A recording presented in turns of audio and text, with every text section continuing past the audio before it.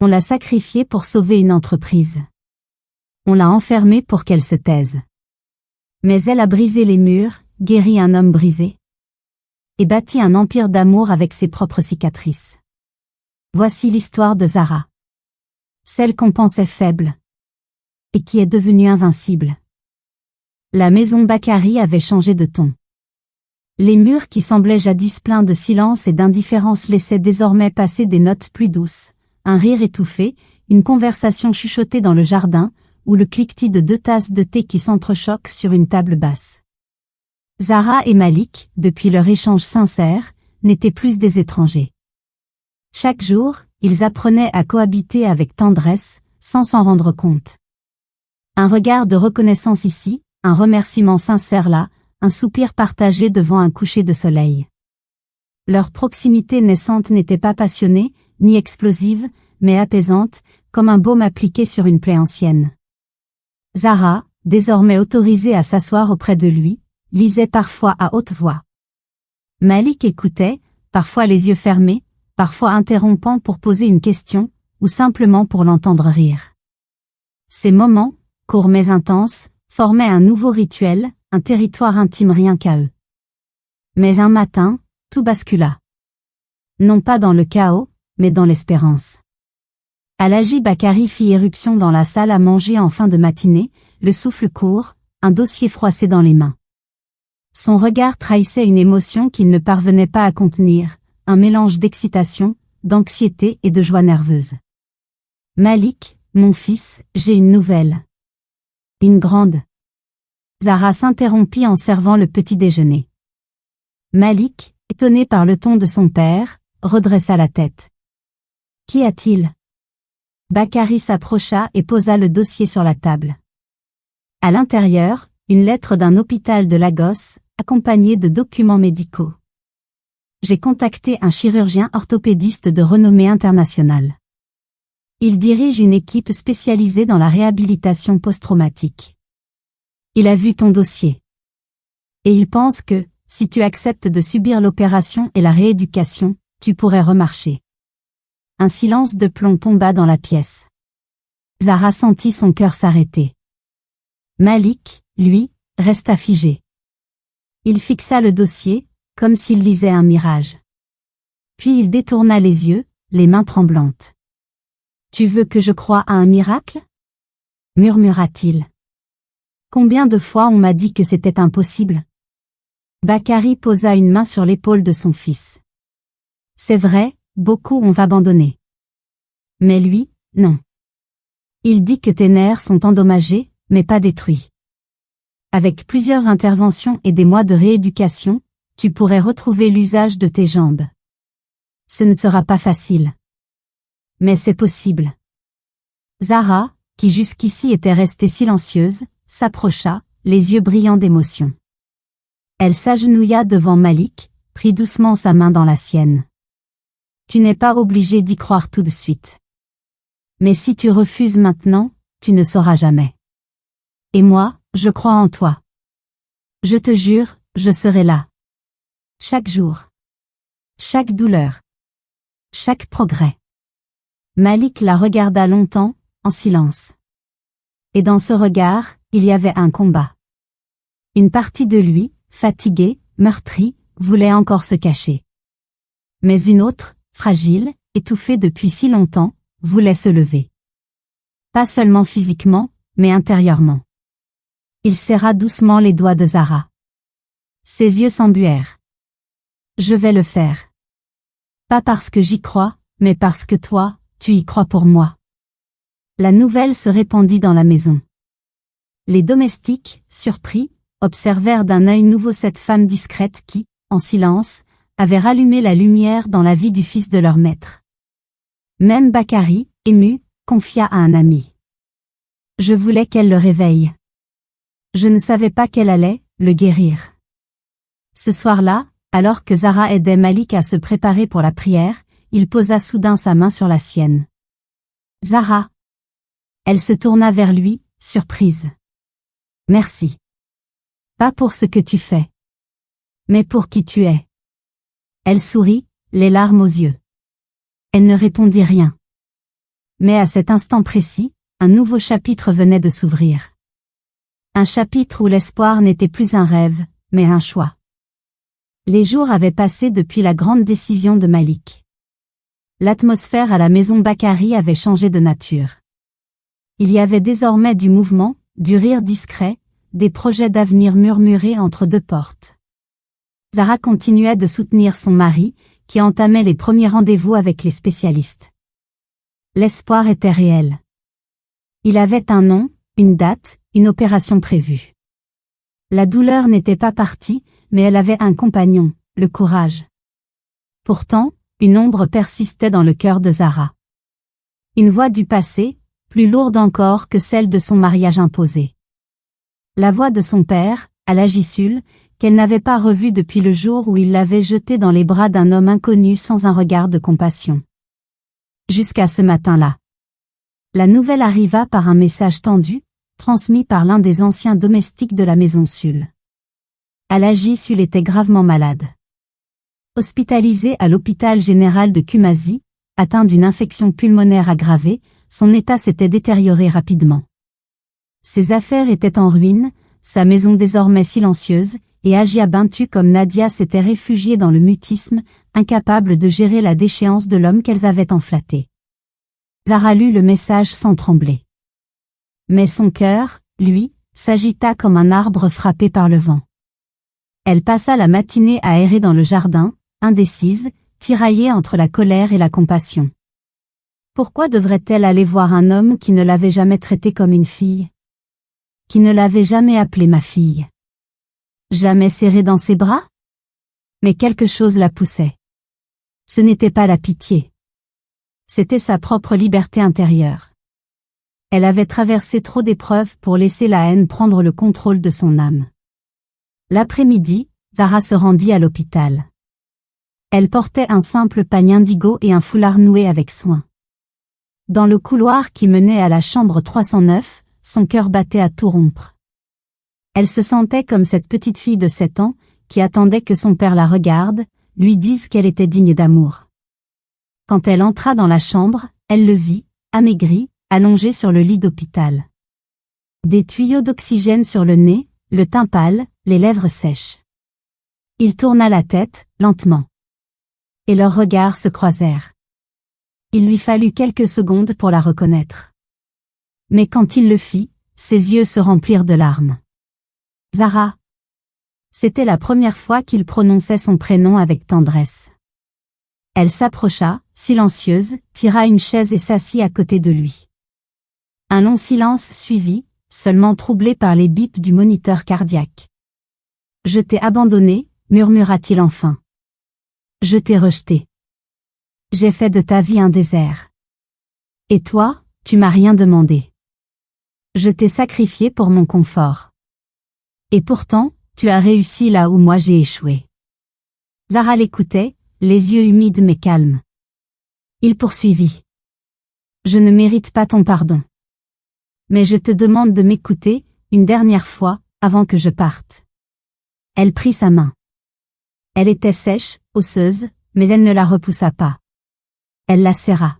« Tu n'as jamais su être un père, » dit-elle avec douceur. « Tu m'as brisé, humilié. Mais aujourd'hui, tu es là, face à ta vérité. Et tu oses demander pardon. Ça, c'est plus que ce que beaucoup ne feront jamais. » Elle inspira profondément, puis ajouta. « Je te pardonne, papa. Pas pour toi. Pour moi. Pour la femme que je suis devenue. Pour la paix que je veux transmettre à ma fille. » Il pleura alors, sans honte. Ses épaules frêles secouées par des sanglots profonds. Elle essuya ses larmes, comme une fille devrait le faire, et resta à son chevet jusqu'au coucher du soleil. Avant de partir, elle s'arrêta à l'accueil et demanda à régler ses factures médicales. « Anonyme », dit-elle à la réceptionniste. « Mais s'il demande, dites-lui que c'est de la part de quelqu'un qui l'a oublié, mais que Dieu n'a jamais oublié. » Sur le chemin du retour, elle marcha seule, sentant le poids de 10 années de douleur se dissiper lentement dans le vent du soir. Elle n'avait pas guéri tous les souvenirs. Mais elle avait refermé une porte, et devant elle s'ouvrait un avenir. Elle ne vivait plus dans le rejet.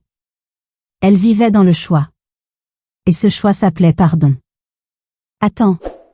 Avant de poursuivre, si cette histoire résonne en toi, abonne-toi dès maintenant. Pourquoi? Pour ne rien manquer d'autres récits poignants et inspirants. Pour faire partie d'une communauté engagée dans la résilience et la sensibilisation. Parce qu'ensemble, nous avons le pouvoir d'éveiller les consciences et de transformer des vies. Abonne-toi, active la cloche et prépare-toi pour la suite. Prêt? Alors on continue. Le soleil se levait sur Kumasi, et dans la maison autrefois si silencieuse de Malik et Zara, des éclats de rire d'enfants résonnaient désormais dans les couloirs. La vie s'était frayé un chemin, lente mais déterminée, à travers les ruines de la douleur passée. Zara, épanouie, portait maintenant le visage d'une femme libre. Son pas était léger, ses gestes sereins. Le regard fatigué et voilé de tristesse avait disparu. Il y avait une étincelle nouvelle, un éclat que seule la paix intérieure peut faire naître. Et dans ses bras, souvent, elle tenait Samira, sa petite fille, aux yeux vifs et curieux. Samira était tout ce que Zara aurait rêvé d'être, choyée, protégée, aimée sans condition. Malik, de son côté, avançait. L'opération avait eu lieu. Longue, risquée, suivie de plusieurs mois de rééducation douloureuse. Les premiers jours furent terribles, faits de cris étouffés et de muscles engourdis. Mais Zara était là. Toujours. Main dans la main, ils traversèrent chaque étape. Elle l'encourageait, l'essuyait lorsqu'il tombait, célébrait chaque mouvement retrouvé avec des larmes de joie. Puis, un matin, il se leva. Ce n'était pas gracieux. Ce n'était pas stable. Mais il marcha. Et ce jour-là, au lieu de s'effondrer de fatigue, il pleura de gratitude. Et quand Samira se jeta dans ses bras pour la première fois, il sut que sa vie recommençait. Leur maison devint un havre. Pas un palais somptueux, mais un lieu où l'amour était présent dans chaque recoin. Ils mangeaient ensemble sur la terrasse, riaient de petites choses, organisaient des dîners modestes avec les voisins, et aidaient les plus démunis. Zara créa même une petite association pour jeunes femmes mariées de force, leur offrant soutien, alphabétisation et espoir. Elle voulait que son histoire serve à sauver d'autres Zara. Pendant ce temps, ailleurs, la maison Sul était méconnaissable. Après l'effondrement de l'entreprise d'Alaji Sul, les créanciers avaient saisi tous les biens. Les voitures, les entrepôts, les titres de propriété. Ajia Bintu était devenue une ombre d'elle-même. Dépourvue de son confort, elle passait ses journées à se plaindre, amère, fatiguée, sans domestique à tyranniser. Nadia, quant à elle, n'avait jamais appris à vivre sans privilège. Elle errait de relation en relation, cherchant chez les autres une estime qu'elle n'avait jamais cultivée en elle-même. Elle enviait secrètement Zara, elle, l'invisible, l'opprimée, qui était devenue une femme digne, respectée, heureuse. Mais Zara n'éprouvait ni plaisir ni vengeance en les voyant ainsi. Seulement une tristesse silencieuse. Elle avait pardonné. Pas oublié, mais laissé derrière. Car sa véritable revanche n'était pas dans leur déchéance, mais dans la beauté de sa propre vie.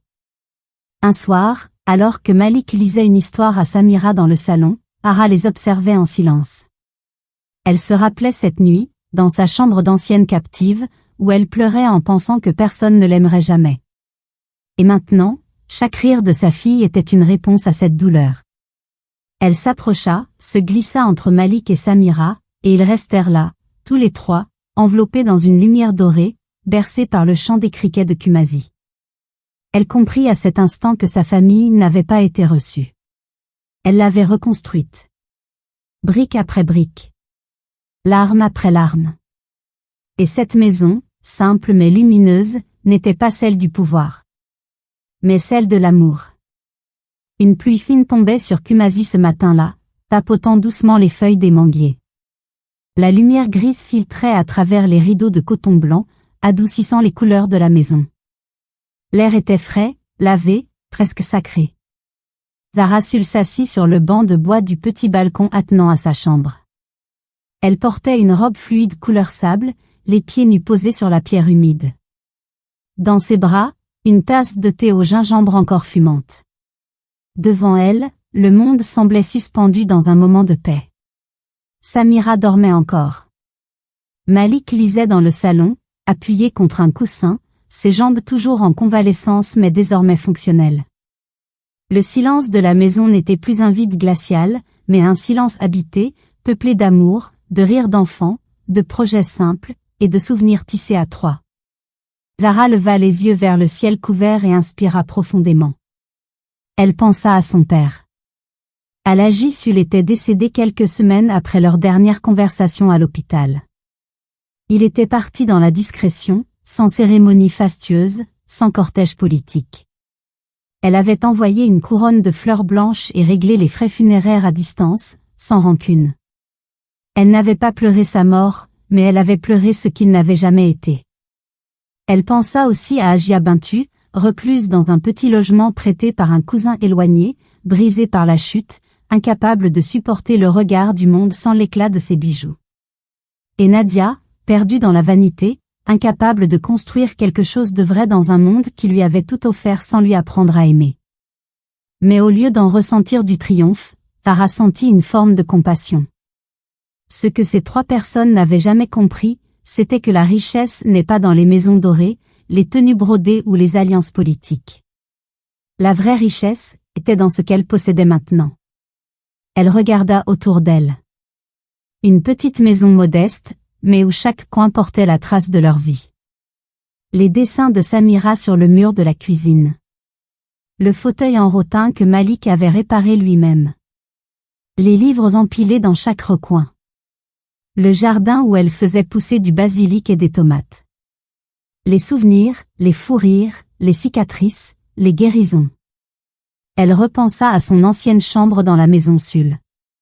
Froid, pierre, mépris. Et maintenant? Ici, chaque objet avait une âme, chaque silence avait une histoire. Elle avait connu le vide.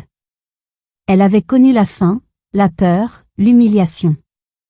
Et pourtant, elle était là, aujourd'hui, debout, mère, épouse, femme libre. Elle se leva et entra dans la maison. Malik releva les yeux de son livre, lui sourit. Un vrai sourire. L'un de ceux qu'il ne savait plus faire autrefois. Elle s'approcha de lui passa la main dans les cheveux, s'assit à côté. Tu sais ce que je ressens, aujourd'hui, dit-elle. Dis-moi. Elle regarda autour d'eux, Samira apparaissant en courant avec un doudou sous le bras. Je me sens riche. Riche comme jamais. Et ce n'est pas l'argent. C'est vous. Malik prit sa main. Samira grimpa sur ses genoux. Et dans cet instant suspendu, Zara comprit que son cœur était devenu un temple de lumière. Elle n'avait pas besoin que le monde la célèbre. Elle avait déjà gagné. Elle avait traversé l'enfer, sans jamais laisser son âme s'éteindre. Et maintenant, elle avait bâti un royaume de tendresse, invisible aux yeux des puissants, mais l'éternel aux yeux de ceux qui aiment vraiment. Un matin clair enveloppa Kumasi d'une lumière douce, presque dorée, comme si le soleil lui-même saluait la fin d'un long voyage. Les sons familiers, les voix des vendeuses de légumes, le chant lointain du muezzin, le claquement des balais dans les ruelles, formaient une symphonie quotidienne, celle d'une ville où la vie ne s'arrête jamais. Dans cette routine vibrante, Zara Sul marchait avec calme vers le centre communautaire qu'elle avait elle-même fondé il y a 1 an. Son pas était assuré, son port altier, sa tête couverte d'un foulard tissé à la main par des jeunes femmes qu'elle aidait désormais. Elle était connue dans le quartier comme Zarama, une figure respectée, une femme que les autres appelaient pour des conseils, pour une parole douce, pour une présence. Mais peu savaient ce que cela lui avait coûté. Dans les rues, certains chuchotaient encore son nom avec étonnement. La fille rejetée d'Alhaji Sul? Celle-là même? Oui. Celle-là même. La même jeune femme qu'on avait enfermée. La même qu'on avait vendue à un homme brisé. La même qui avait connu l'abandon, la faim, la solitude. Mais qui avait choisi la lumière. Ce jour-là, elle ouvrit les portes du centre avec une petite cérémonie. Elle portait une robe en coton bleu nuit, sobre et élégante, ornée de broderies dorées autour du col. À ses côtés se tenait Malik, droit, souriant, sa main dans la sienne, et Samira, leur fille de 5 ans, joyeuse, fière de sa maman. Des jeunes femmes prenaient la parole, certaines en larmes, d'autres timides. Elles parlaient de leur mariage précoce, de leur fuite, de leur reconstruction. Et toutes, à un moment, prononçaient la même phrase. C'est Zara qui m'a tendu la main quand personne ne le faisait. Elle écoutait, parfois la gorge serrée, mais le cœur grand ouvert.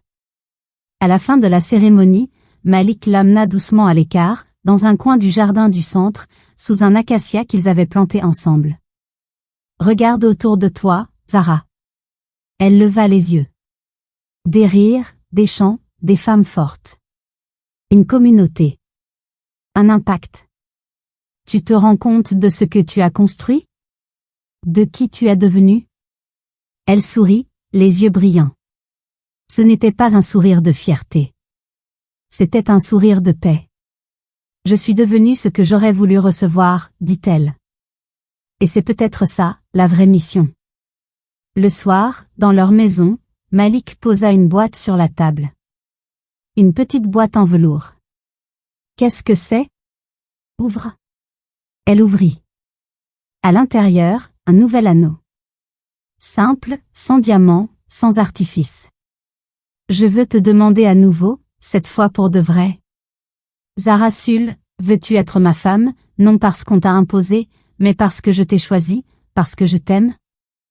Les larmes montèrent à ses yeux. Elle répondit, dans un souffle chargé de tout ce qu'elle avait traversé. Oui. Et cette fois, c'est moi qui dis oui. Ce soir-là, sous le ciel étoilé de Kumasi, Zara s'assit sur la terrasse, Samira endormie à ses pieds, la main de Malik dans la sienne. Elle repensa à son passé comme on relit un vieux journal, douloureux mais nécessaire. Elle ne cherchait plus la reconnaissance de ceux qui l'avaient rabaissée. Elle n'en avait plus besoin. Car elle n'était plus Zara l'invisible, Zara la servante, Zara l'épouse sacrifiée. Elle était Zara la bâtisseuse, Zara la guérisseuse, Zara la femme épanouie. Et le monde, silencieusement, s'inclinait devant la puissance tranquille d'une femme qui avait tout perdu, et tout reconstruit. Attends. Avant de poursuivre. Si cette histoire résonne en toi, abonne-toi dès maintenant. Pourquoi? Pour ne rien manquer d'autres récits poignants et inspirants. Pour faire partie d'une communauté engagée dans la résilience et la sensibilisation. Parce qu'ensemble, nous avons le pouvoir d'éveiller les consciences et de transformer des vies. Abonne-toi, active la cloche et prépare-toi pour la suite. Prêt? Alors on continue. Si tu as suivi l'histoire de Zara Sul jusqu'ici, tu as marché à travers les ténèbres de l'abandon, tu as goûté à l'amertume du rejet, mais tu as aussi vu briller la lumière de la guérison, du pardon et de l'amour. Zara n'est pas qu'un personnage de fiction. Elle est en chacun de nous.